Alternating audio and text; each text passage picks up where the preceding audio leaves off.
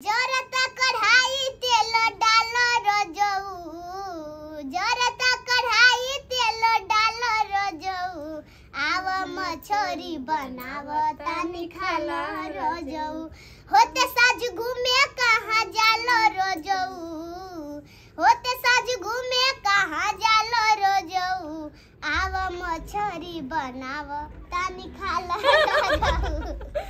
काहे खिसियात बाड़ बैठन पास में, एको दिन खाना राजा खइल न साथ में।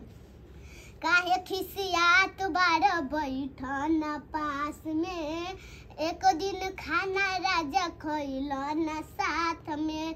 तोहरा के सावन ना बुझाला राजाऊ, तोहरा के कुछहू ना बुझाला राजाऊ, आव मछरी बनाव तानी खाला रोजऊ। जइब मोटाई जे भर हिक खइब, ऐसन स्वाद राजा कतही ना पइब। तोहरा के सावन ना बुझाला रोजऊ, तोहरा के कुछहू बुझाला रोजऊ, आव मछरी बनाव तानी खाला रोजऊ, आव मछरी बनाव तानी खाला रोजऊ।